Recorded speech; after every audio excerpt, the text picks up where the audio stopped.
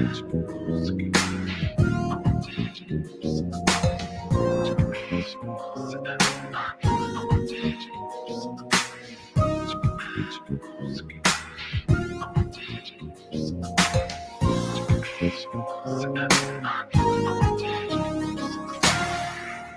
good evening, Saginaw. Welcome to another edition of Straight Talk with Kareem Bowen. I am your host, Kareem Bowen, and I am so excited that you guys are with me here today, getting ready to take a journey. This is the last week leading into a new year, and I am excited about what is on the horizon for us all. Today, we are going to be talking about a year of positioning, what we must do in 2022. Didn't even realize it at first, but we are rhyming. What we must do in 2022.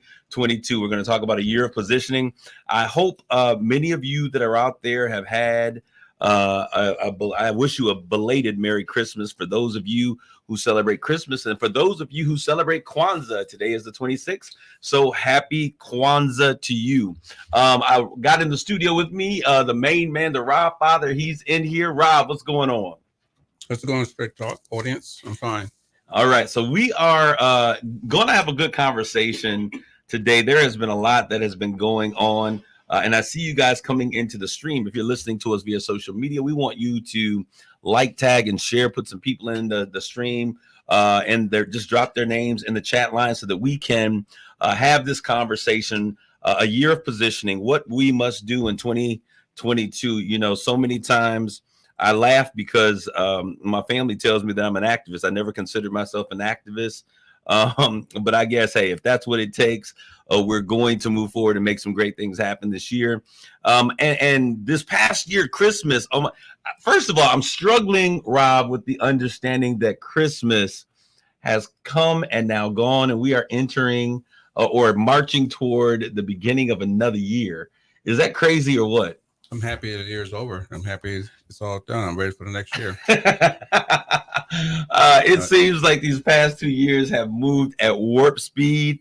What's going on, my people that are out there? Jeff, I see you, my little bro. I see you out there. But it just seems like this year flew by.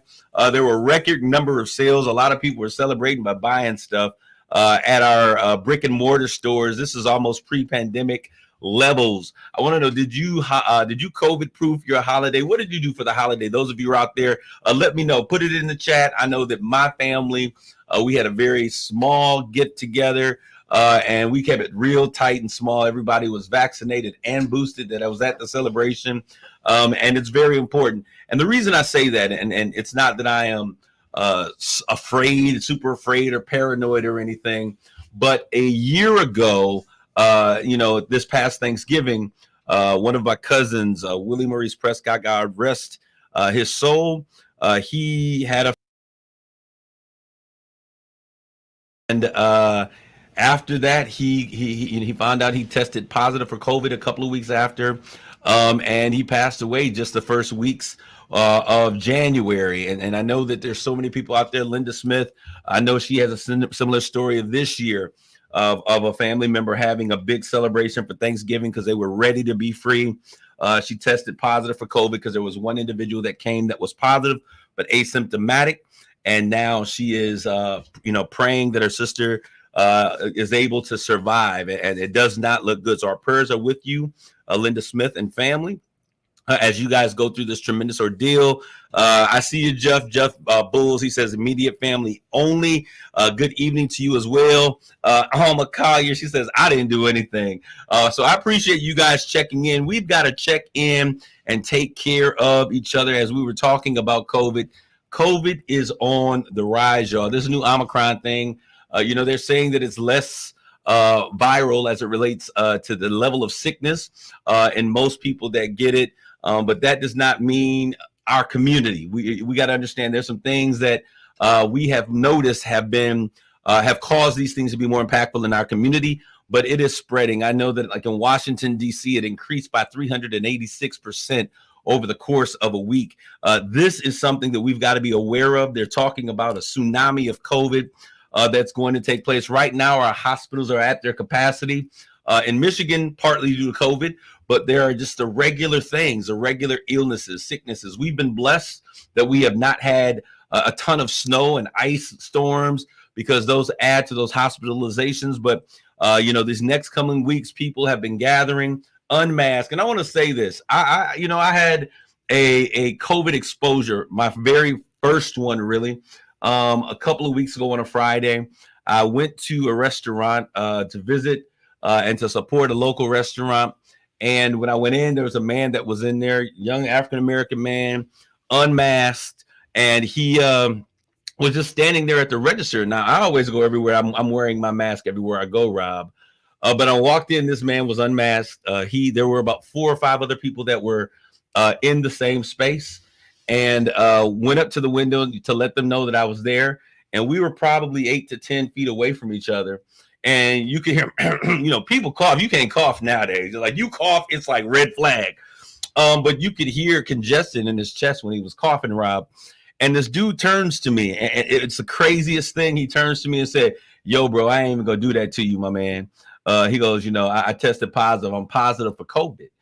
And I'm looking at dude, like, where is your respect? If there's one thing that we should have learned over the past 2 years, is that when you wear a mask, you protect other people. So I know it's hard to be quarantined, and so I had to quarantine. But this is crazy, and this is why many people are taking things for granted. You're assuming because they don't look sick that you're okay to be around them, not understanding that everybody who is sick does not look like a sick patient. So you have to assume that everyone is positive until you know otherwise. Rob, I had to call in just, I was like, Rob, I didn't had an exposure. I couldn't come in and expose people. There are a lot of people walking around that are positive that don't want to quarantine. That's right, there are. And it's just like, well, I won't go there, but there are a lot of people walking around who are quarantined. All right, so we want to make sure y'all take care of yourselves. I told dude, I was like, yo, man, you need to put a mask on. You need to get home somewhere, and you need to chill. On an upper note, on that note, go ahead, Rob. The CDC is recommending that you not just wear a cloth mask. You should wear a 3-layer mask if you can find them or buy them, because this Omicron thing is a little bit more deeper than that. Absolutely, much more contagious. Right. I mean, it's better than wearing no mask at all if you have a mask. But number one, wash your mask. At least put a 3-layer mask on, and be careful, because we're still in this whole COVID thing. It's not going anywhere anytime soon. Now, I'm going to show y'all, because when I come in, even when I come into the studio and everybody's vaccinated, I yet come in with my, I have an N95, because I like the black ones. Normally you see them in white. N95 mask. I got it on Amazon. It was probably about $10 for 100 of them. So, very small fee. Now, these things, I know they got to work better, because when I put it on my face, Rob, I struggle to breathe a little bit more, but that just shows you how insulated and protected you are. Let's do the work. Let's make sure that we're protected as a community, and let's look out for one another. Let's stop this foolishness. And as I was going to say, we're going to transition. The ARPA funds are, I'm assuming, soon to be released. I know they've been having meetings and coops and pools. The mayor and the city manager were here, and they were saying that they were accepting these suggestions, plans, business plans. Go in there. Let's have our stuff together. There's a lot to be desired. How much do you need for these use of funds? What's the budget? What is your level of sustainability? And when we talk about sustainability, we say that word, but not everybody understands what that means. That means that, are you able, after you get this influx of dollars, are you able to continue your program? How will you be able to continue funding this program? These ARPA funds are a one-shot deal. It's a shot in the arm to get you started. But how do you plan to continue this program? How do you continue to increase funding? How do you continue, those capital dollars of investment? How are you able to make that happen? Then what is your community impact? Every dollar, and I pray that every dollar that is given to the community, that these are used for community impact. And community impact, to me, is something that is sustained. We talked about sustainability, but community impact has to be something that is going to continually hit a particular roadblock or barrier or brick that is impeding our progress over and over and over again until it crushes the thing that it's been hitting. So we want to make sure that this is something that the entire community has an impact by. And that doesn't mean that you may focus on a particular, that everyone has to be a part of it, but it means you may focus on a particular goal or solution or issue that we then can begin to take into mind. And then one of the key things I think is so important is collaboration. As you guys are thinking about ways, and we're going to continue to talk about this as we talk about a year of positioning this year, we're going to talk about what has to happen for us moving forward in 2022. But you need to talk about collaboration. And I think that collaboration is a word that we don't hear enough of. How do we partner with other entities in our community, organizations, people who is thinking the same types of things and ready to make an impact in those same areas that we have been focused on? Let's begin to collaborate. In 2022, I think that we can make this happen if we begin to focus on how we can work together. They say that it takes a village to raise a child. And you know that we have been talking here about the village. I think it's very imperative that we begin to realize that we are stronger together and we need one another to be our absolute best. All right, so what's the name of the group? Contact person with their information. And they said to address that to city council, city manager, once again. And overall, if you're interested in those American Rescue Plan funds, once again, you can send that idea to the mayor, to the or city manager, to city council or the city manager. Address it to Tim Morales or Mayor Brenda Moore. You're going to put in there, what is your business plan? Well thought out. Let's include how much is it going to cost? What portion of that budget are they covering? And how we are going to be sustainable? What are the funds going to be used for? Community impact, collaboration, the name of your group, the contact number and information. And then also you want that addressed to the city manager. I say send it to both. They both said you can send it here or here. I say do the overkill and send it to both places. Okay. All right. So we're going to continue. Next thing I got to talk about is jobs, jobs, jobs.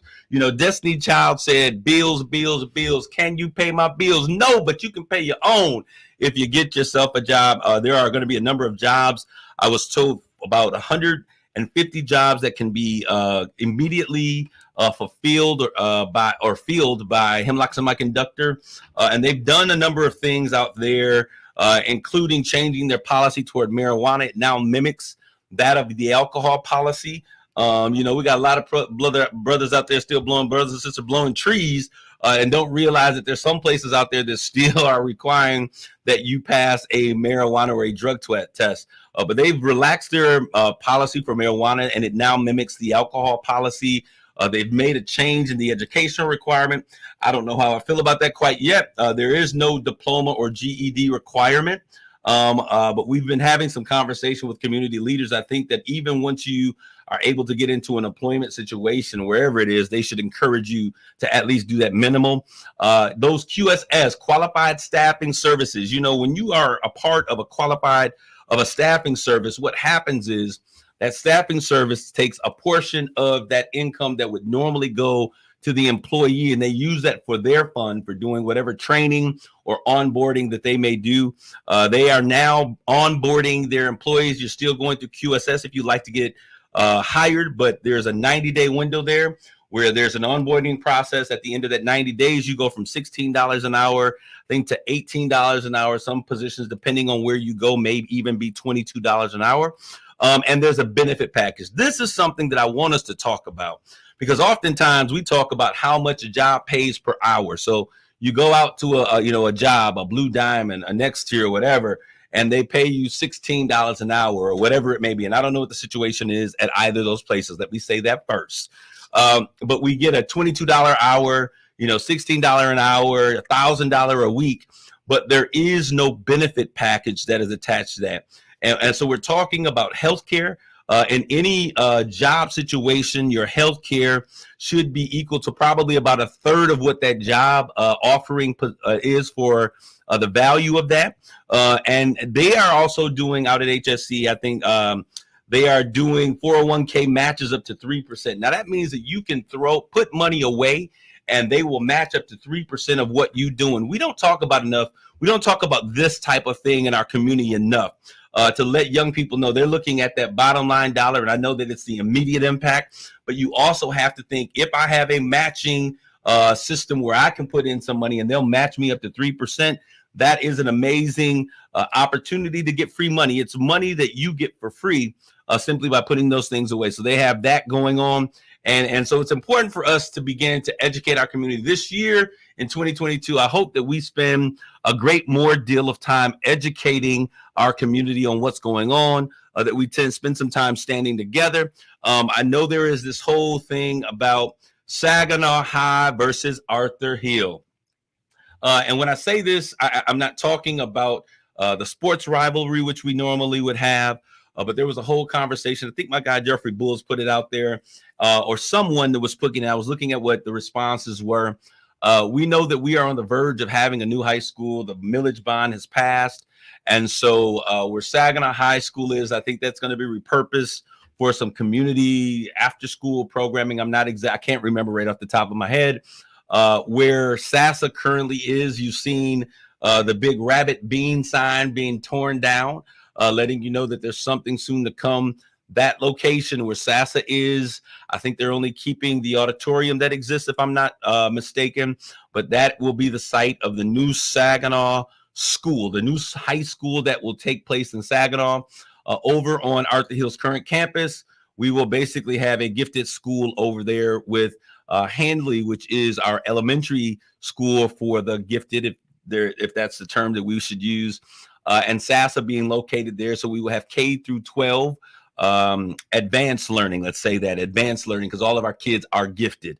Advanced learning schools over there. And so, there is some conversation about what should this new school be called. And I'll tell you this. I'm a proponent of the fact I love history. I'm a history buff. I believe that history has a necessary part in our community.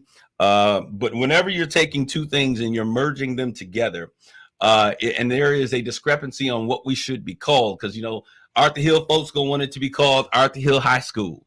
Saginaw High School's alum would want it to be called Saginaw High School. And I'm just looking at the comments and I understand it. But this is hopefully an opportunity, because we're not going to get opportunities like this again, to have a new school, to have this new wave of understanding technology, putting all of the key educational programming components in place. So then now is a need to name this new school. And what you name something is very vitally important. I believe that we arise to a name. When I was born, my mother named me Kareem. And I asked her, why did you name me Kareem? And one was because Lou Alcindor was hot at that time. It was the late 70s and the 70s, and he was a phenom at that time. But the other thing is, when she looked at the name, Kareem meant generous, noble. And so that is something that my entire life I've really attained, not because of the name, but it's one of the characteristics that I've really began to admire, and something that I put in my tool belt to try to be and to ascertain in my life. And so what we named this school, and there's been all kinds of suggestions. My 2 cents would be, whatever we name the school, let's name it something that would challenge our children to arise. I think Jimmy Green may have said something that he thought the name of the mascot should be called the Phoenix, because Saginaw is rising from the ashes.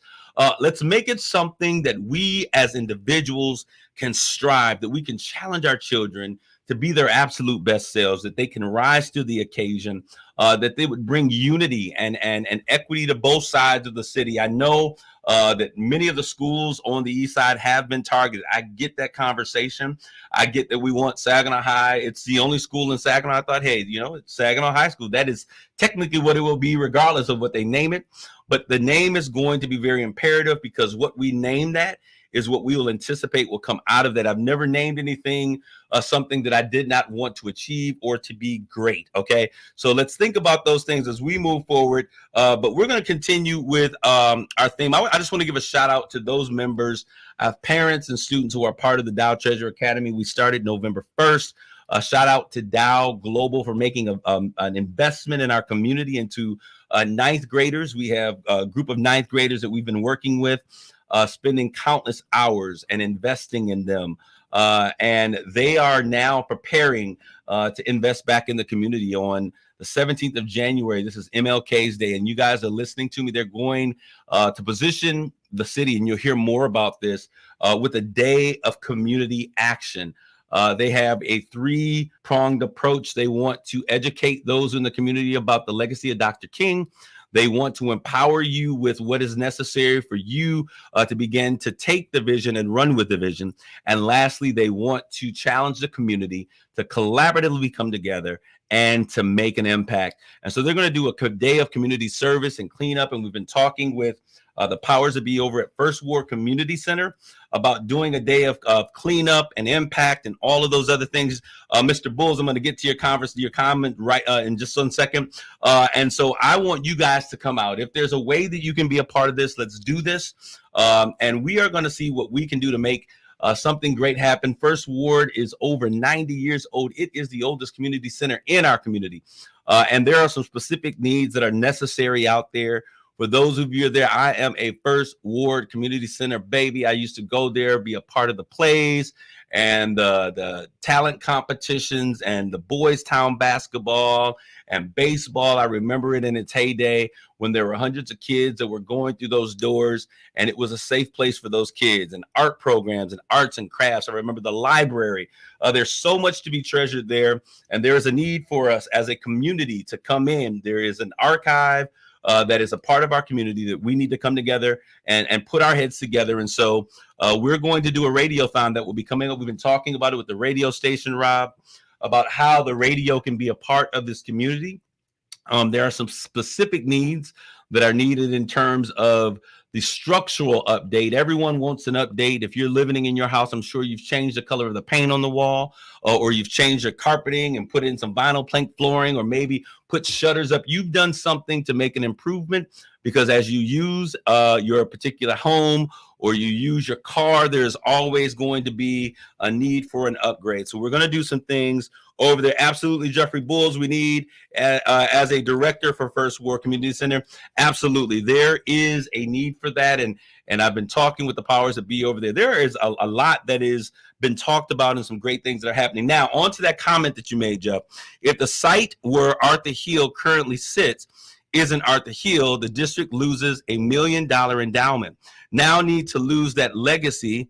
No need to lose that legacy, nor any. There's a simple solution that saves them both. So what Mr. Bulls has said, we're going to make this a monetary thing. I'll tell you something all the time.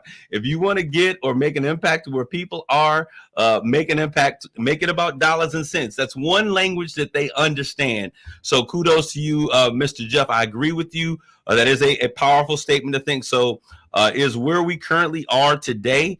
And have we been empowered enough that we can walk away from that endowment from the Hill, Arthur Hill, and how we get those dollars? I'm not sure what the situation is there, but I think that's definitely something to reckon and to think about. All right, so I want to, Rob, do we need to take a commercial break here today? We're going to take a quick break, and when we come back, we're going to get back to a year of positioning. We're going to talk about an urban agenda, a real Black agenda. We talk about this all the time, but I said, you know what, I'm going to put my money where my mouth is and really try to push forward some things and make some things happen. We're going to give you a date and a time to meet to make serious impact happen. We're going to be right back after this commercial break.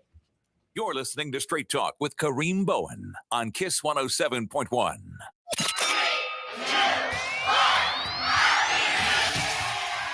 New Year's Eve for two. Dress to impress. Bring in the new year at Bay Valley and Conference Center. Friday, December 31st, join us for a royal ballroom party with live entertainment by We're Not Jimmy starting at 6:30 p.m. with hors d'oeuvres, followed by a lavish dinner buffet you don't want to miss. The ballroom package also includes an overnight stay with entry to our New Year's Day breakfast buffet. Don't plan on staying? You can still join us with our party-only package for two starting at $139, or join us in the Players Lounge with $15 cover charge. Doors open at 5 p.m. There'll be a live DJ until 2 a.m., drink specials, complimentary snacks, and party favors. And don't forget the champagne toast at midnight. Our New Year's Eve dinner buffet is also available for those who would like to make reservations. Packages starting at $139 up to $299. Bay Valley Hotel and Conference Center on New Year's Eve. You don't want to miss this party. Reservations are filling up fast, so call today and make yours. 989-686-3500. I'm Dr. Andrea Russo, a cardiologist. Maybe you're waiting to talk to your doctor right now. But if you're having an irregular heartbeat, heart racing, chest pain, shortness of breath, fatigue, or lightheadedness, don't wait. This could be a serious condition like atrial fibrillation, which can make you about 5 times more likely to have a stroke. If you're having these symptoms, don't wait. Talk to a doctor by phone, online, or in person. Brought to you by Bristol-Myers Squibb and Pfizer. Todd thought it would be secure to jog in the cheetah savanna. Todd believed the big cat repellent he bought online was reliable. And now, Todd is trying to be faster than this cheetah that can run 80 miles per hour. But the good news is, Todd has AT&T 5G that is fast, reliable, and secure. And he learned the best thing to do is stop running and toss her the backpack with the beef stew. AT&T 5G. Fast, reliable, secure. It's not complicated. 5G requires compatible plan and device. 5G may not be available in your area. See att.com/5G for you for details. It's Straight Talk with Kareem Bowen on Kiss 107.1. Hey, this is Kareem Bowen, and you're back in tune with Straight Talk with Kareem Bowen. As I promised you all, we are going to continue this conversation. I see my people out from Millicent Bowen all the way out there in El Paso, Texas. She is a faithful listener. I want you guys to get in tune, get involved with this conversation. Those of you who are out there, there's some things that I want you to know that we're getting ready to take place. God has blessed me with this amazing platform, and I see so many of you guys in the community and different places that I go, letting me know that you guys are listening in and you're intrigued by the conversations that we're having. If that be the case, I'm going to put on a hat that I have never been very comfortable about wearing. I guess I'll say community organizer. My mother always say I'm an activist. I use the term community organizer, and we'll use the platform that we've been blessed to have in order to do that. And with that being said, I want you guys to mark your calendars. Mark your calendars for Thursday, January the 27th at 6 p.m. I want to do a community networking event.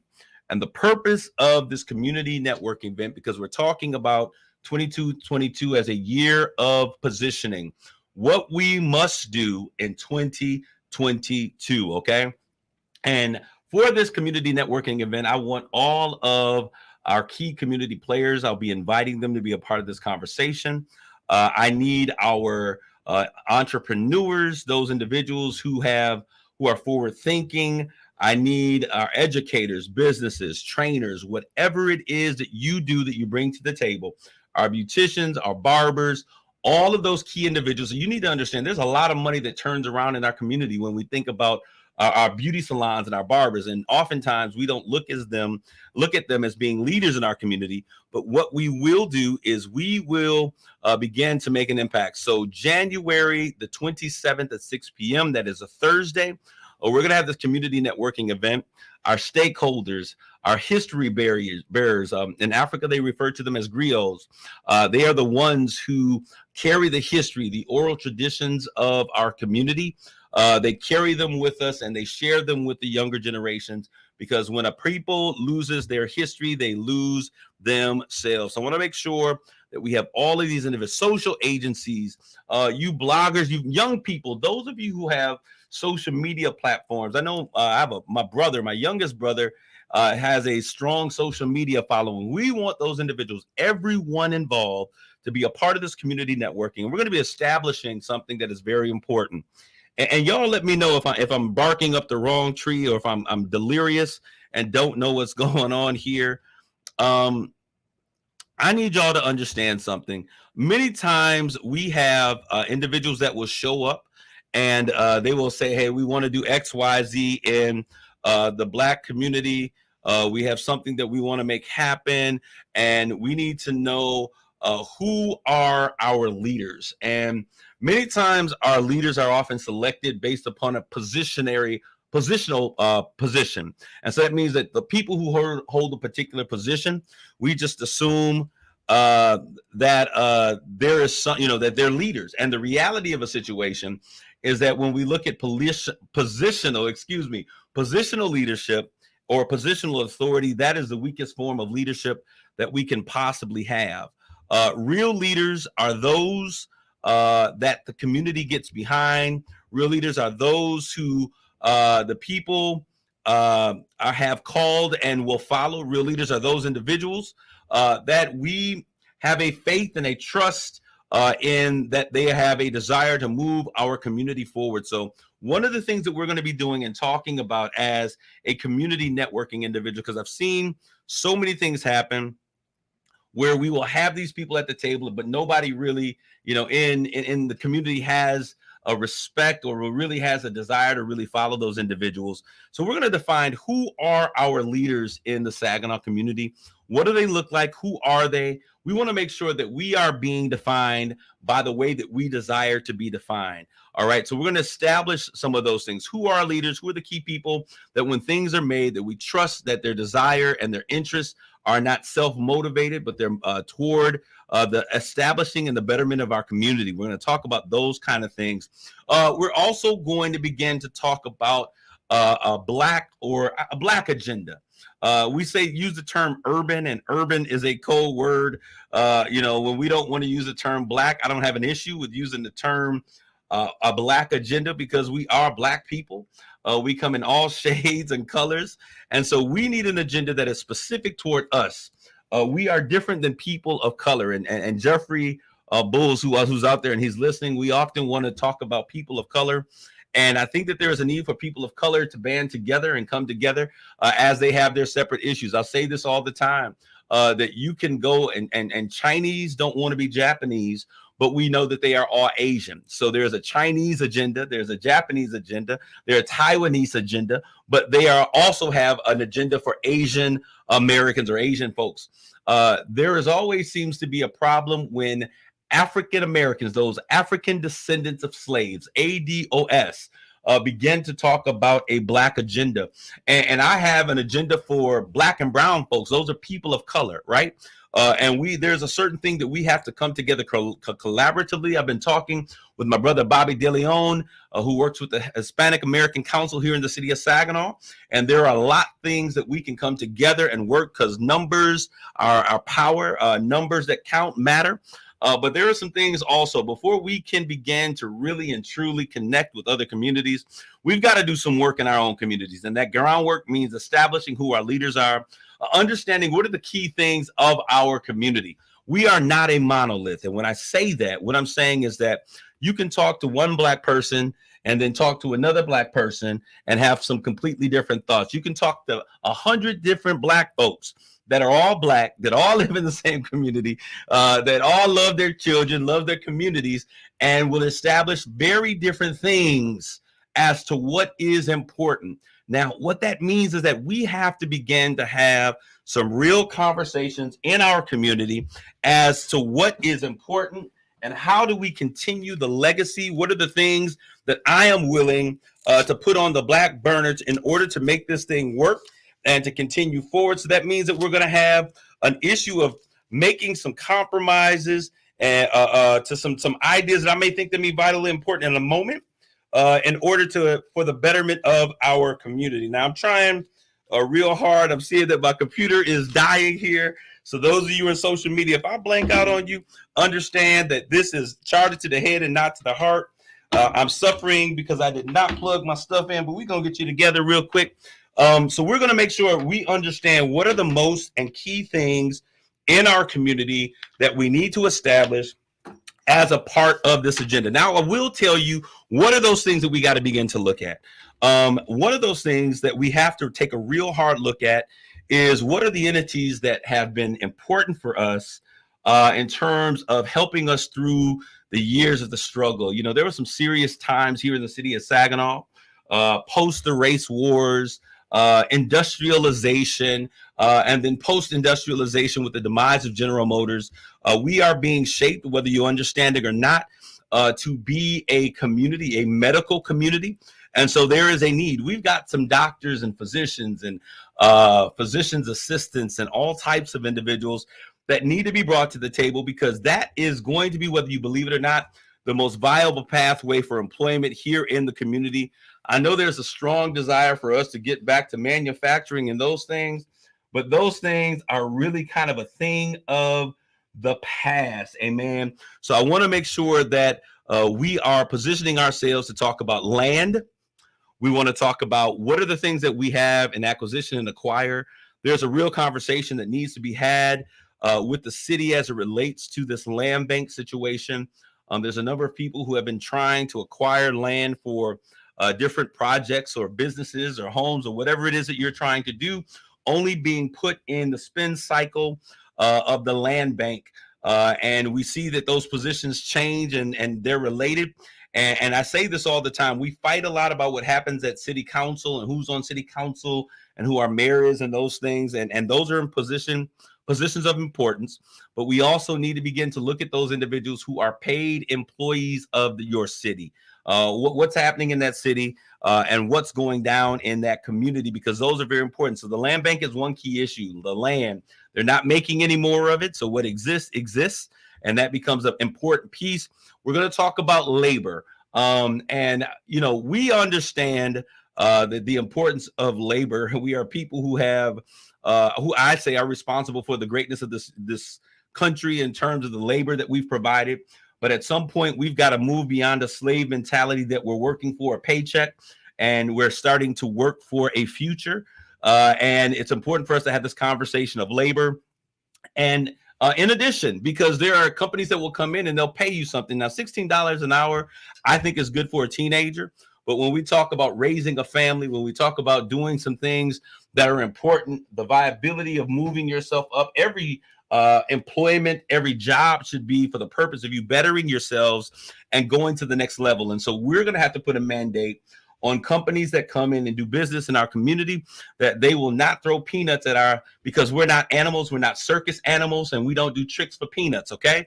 So we've got to have that real conversation. We also need to talk about capital. What is the capital that we have in our community? And some of y'all think that we don't have anything, but we have individuals who have capital. We have collectively a lot that we bring to the table in terms of our dollars. If we can begin to invest our dollars in our own community. And I say this, I've said this a million times, and I'm going to say it again. They say that the average Asian dollar, it turns over in the Asian community 7 times before it ever leaves their community. And that, you know, in Black communities, our dollar doesn't even turn over 1 time. Now, I'll tell you what is the silver lining.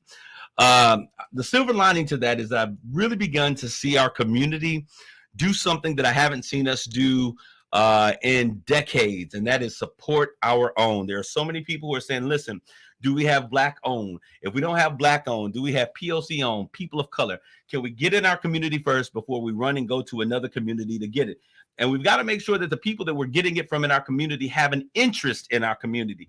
Because there's even some Black folk out there, like I told you, we are not a monolith who want your money, but don't want the struggle or be a part of the struggle that we're all standing for. Jeffrey Bulls, you're absolutely right. Our advocacy must be data driven. I'm going to say this, and I was talking about this earlier today. So many times we are moved by emotion. We're moved by our feelings, our connection to things. And there is no data that really represents or presents the fact that this is necessary. And we've seen this happen so many times in our community. And you're right, we've got to get back to data-driven decisions. What is the impact? What does the data say the impact is? All right, so we're going to talk about the economic impact of the jobs, land, labor, capital, entrepreneurship. And then we are going to have a real important conversation. And I know people don't like to have this conversation because it's tough. But we need to have a real conversation about our voting strategies. And what do I mean by that? I'm not talking about everybody go out and you just vote because this person is a Democrat. We've done that for so long. We know that historically our people were Republicans starting off until that Goldwater episode that was so racist and his support of everything that was going on with those Jim Crow laws. And so we defected to the Democratic Party. And we have been known as Democrats for a very long time. But the reality of the situation is neither party, as it is currently, really stands and supports the agenda of our community. One of the reasons why there has not been a support of the agendas of our community, yes, is because we don't know what our agenda for our community is.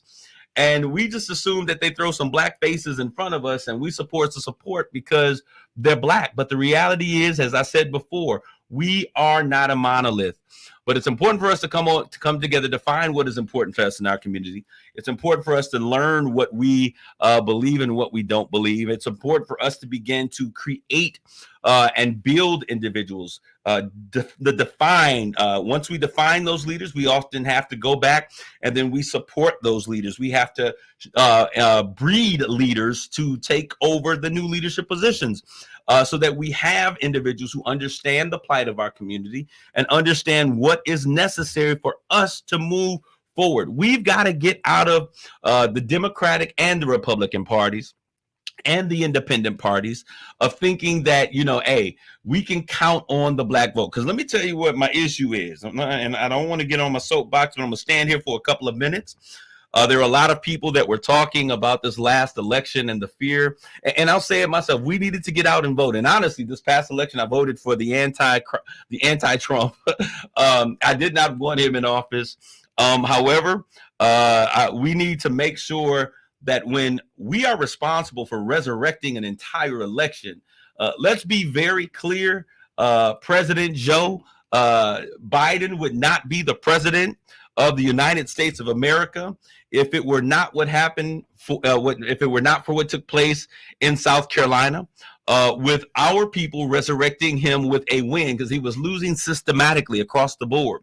And absolutely, we've got to be concerned about the tangibles and not symbolisms. We've got to make sure that we understand the importance of a pact. When you come to our communities and you want spaces at our churches, and you want to come in and speak on our radio programs and all of these things during the election cycle, but we don't see you anymore, the next time you come to me, and there's some people that have been in here, I haven't seen them since the day that they were on the radio promoting their campaign. Once they won, they went away. And so my response is stay away, don't come back. And that may sound harsh to some people, but you're not going to use us as you have in the times past. So it's time for us to stand up, wake up, and begin to demand something for our vote. That's why when we begin to set an agenda, we know what it is that we want. Because I'm going to tell you what my issue is with Crazy Joe. Not Crazy Joe. I'm sorry. That was a lean on me. With Mr. Joe, Mr. President, Mr. Joe Biden, President. Let me give him his respect for his office. My issue is this. There has been tabled a voting rights bill. We have seen post this last election what is taking place. Our right to vote is being threatened. We being free is continually something that they have to renew, which I think is crazy. Put that in the Constitution, okay, and make it real clear. Our right to vote is something that is continually being attacked after this last election. And you can call it the big lie, whatever you want it to be.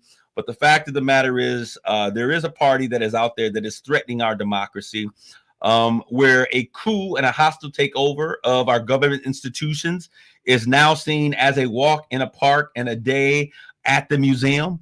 And it's a problem. However, we voted and put in office a president who said that he understood us. We came up with that lift every voice and sing agenda. I was on those programs, and that's why I have a right to speak my mind, because if I supported you and I voted and I got other people to support you, I'm going to hold you accountable. There is a plan, a federal voting rights thing to interact or counteract some of the things that are happening in Georgia and almost every state in the union right now. They are attacking the right to vote. They're making it more difficult to vote. They're trying to take issues that they know are prevalent in communities of color, black and brown, especially black folks, because they know that when you get out and you vote, we win. They win. And so they lose, excuse me. And so we have been seeing this across the nation. They've been attacking our rights to vote. They've been attacking the progress that we have. I think President Obama, former President Obama said, this is what we would call the new Jim Crow laws. And when we look at it, there's a voting rights bill that's been tabled because there is another important piece called the Build Back Better plan, which is basically getting ready to be in the toilet tanker because our representative, Joe Manchin, Senator Manchin, over the Republican from West Virginia, is not going to vote for it. But the thing that makes me so mad is I said this months ago that they were going to allow all of these other issues to come and become more prevalent. But for you and I, for the black community, Our right to retain our voice, our right to hold on to the power of our vote is very essential. And if you're not going to make that a key piece of what is a part of your legislative process, to me, our right to vote is just as important as this Build Back Better plan. Okay, but since that's something that's going to keep you elected, you place a higher priority on it. So this is what I'm saying, community. He said that if Mr. Trump enters the race, he's definitely going to be in the race. When I first voted for this dude, he told us that he was going to do one term and be done. Okay. So now he's changing the script. I'm having issues with this. I see a voting rights plan that is not being pushed. Our senators and representatives in our U.S. Congress should be upset, should be angered. They're being pacifists in this moment because they don't want to ruffle any feathers. But the fact of the matter is, if your legislation does not get through, your community suffers. This is why there is a need for us to come together and deal with the issues that are at hand. We need to talk about that assault on the voting rights. We need to talk about what is the core and essential to our community as it relates to politics. I told you all that we need to rethink the Democratic Party and what they've delivered. And I'm not talking about run and vote Republican. I'm saying that there is a need for us to do something different. And then once again, who are we positioning to lead the way as we move in to the future? Okay. And then lastly, we don't talk enough about this. And this is not lastly, but next, healthcare and clinics that are necessary. This is one of the essential things in our community that we have to have. We've got to have economic impact jobs.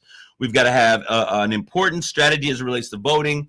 Healthcare is so very important. We've got to be more involved in advocacy of healthcare in our community. I want to thank Dr. Pamela Pugh. She actually works for the Department of Education, but she spends so much great time dealing with environmental issues and how they impact our health as a community. We've got to begin to realize that we have to be advocates for our own health. What I loved over the course of this past year and a half is that I finally saw many churches, and y'all know I'm a pastor, but I will lean in on churches, especially Black churches. And I've seen Black pastors, I saw Black pastors unite, come together and make some demands on bringing vaccinations and boosters to their community, about being able to be compensated in our community for some of the work that we're already doing on a regular basis, and not necessarily running to Superdomes and all these other places, sowing seeds and giving them money when there's people that are on the ground doing things in that community all of the time. And so I want to say kudos to the Saginaw African-American pastors. You cannot let up. You've got to keep your hand and head to the plow, continue to move forward and demand change for our communities as it relates to a plethora of things. They have gotten organized, and I love what I've seen there, and I love what I have seen in our community as it relates to these young, budding entrepreneurs supporting one another. A Swag magazine I haven't met. I had the opportunity I think his name is Julian Taylor, a ninth grader. He's at Heritage, but he's doing some great things in terms of putting the fact that young people can make entrepreneurial and business impact in our communities. Cakes the Great. Y'all got to check out this young sister. She's doing popcorn, flavored popcorn, strawberry crunch, chocolate chip, all kinds of things. Our young people have some of the most amazing ideas.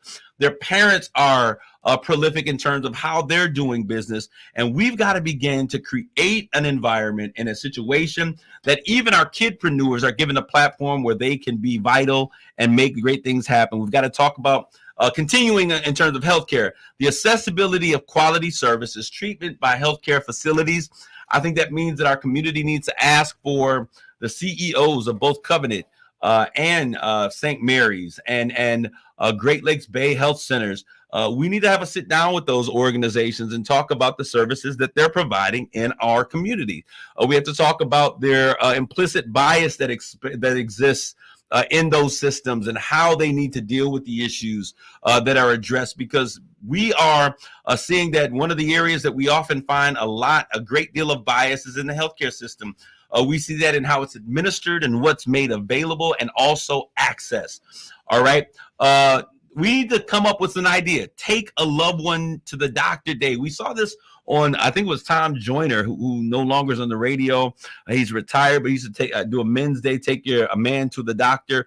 We've got to begin to do this, partner with some of these organizations, the AKAs, the Kappas, the Deltas, the Sigmas, these sororities and fraternities, the Zetas. I don't want to slight anyone. Let's get together. Let's begin to make an impact in those key areas. The next area that I want to talk about real quick, and there's a lot on my agenda, but I want to throw it all out there so that we can begin to have tangible conversations. Once again, I told you all that date is January 27th at 6 p.m. We're going to have a community opportunity for us to come together and community network, talk about these key issues. What is our thought? What is our plan of moving forward? So the next thing I want to talk about is quality foods. We've got to be able to have healthy foods to sustain and maintain our community. There's been a lot of conversation lately, I hear, about the former Kroger's on Dixie Highway. Is that something that we as a community can open up another opportunity to begin to bring in food, a Black-owned grocery store? Necessary. I've been talking with individuals over the past year, so now it's time to move forward. In 2022, it's all about the do. What are we getting prepared and ready to do? We've been talking, but these are things that are necessary for our community. There's the former Kroger's down on Dixie. There's also the Riverview Plaza place that's a couple of doors down from where I'm at. I've had conversations and some meetings coming up about that. A co-op with community gardens. I think it's Bethel that's doing the amazing community gardens where they're doing fresh produce and plants. Hey, if you got some good greens out there, why not prepare and connect through collaboration to bring fresh produce that we can prepare in our own garden? One thing that we do have is a whole bunch of vacant land in our community. We can get that land, create some community opportunities where we can have things that aren't filled with pesticides. Why does all of our food have to come from Costa Rica or from some other place that we don't even know the process that they've prepared those things? And a lot of the disease and things that are happening in our community are not just about the fact that we don't have quality food, but the quality food that we buy is injected with herbicides and pesticides and animal growth hormones so that we can have a high yield and not necessarily about the safety of those individuals. Okay. Then we're going to move to a conversation that our community gets kind of caught in a lump in our throat when we talk about it: community safety and gun violence. I want y'all to listen in real quick, lean in real quick on this next piece. We only have a few minutes to have this conversation and talk about it, but we've got to do better than what we've been talking about. There needs to be a real conversation on community safety and gun violence here. We need to establish and develop a communication that isn't so directly designed or directly tied to the SPD, Saginaw Police Department. I'm not saying we become vigilantes. No Kyle Rittenhouse is here, but we understand that the community talks, and this is what I know to be true. Most of the things that happen in our community, somebody knows who did it. There have been conversations about it in our community. There have been people that know what's happening. Sister Tasha, she's out there. She's yet mourning the loss of her son because of a homecoming situation. So many things that are going on.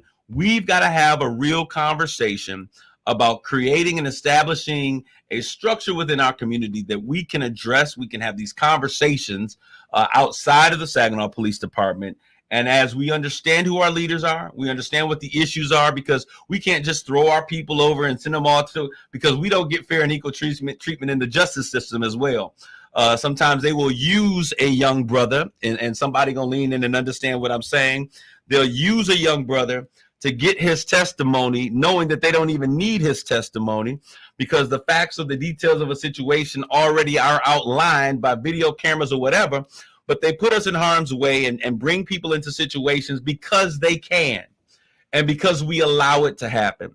But as soon as we as a community begin to stand up and say we won't allow the treatment of our individuals to be certain ways, that we stop this snitches get stitches, no talk code. This is foolishness, because what they're doing is they are making us hostages in our own community, afraid to go places. That's what you call terrorism. And so we don't say anything, and it creates an atmosphere and an element of terrorism in our community that our young kids, our children, are terrorizing our own communities. And then we get mad when folks from other communities come in and have something to say, well, about black on black crime. We understand that that's a fallacy. We get that. But the fact of the matter is that we have to begin to address the things that are in our own community. And I think that's, where you don't air all your dirty laundry, but that's the need for the village to have a real conversation. But tied to that conversation about gun safety and community safety is the concept of, us being involved in what's going place. Now, I'll tell you, John McCogan and Mr. Fetterspiel, the Saginaw County sheriffs, they have gone unopposed in terms of their election process. Now, I'm not saying you don't have to like them or dislike them. I'm neither. As a matter of fact, Fetterspiel was here. I think that's probably the last time I saw him. As a matter of fact, I asked him to come in and we were going to do a tour or something, but I never got a referring phone call. I'm just telling you what the facts are. And so I haven't seen him since the last election cycle. And I think it's important for our community to know that.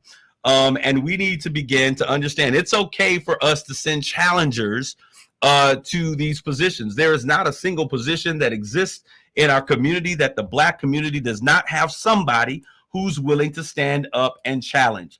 Because when we begin to stand together, when we see people of color, that's Black and brown folks, Asians, everybody that's out there that is not of a white descent, come together and stand strong, we then begin to see that same type of representation in our leadership.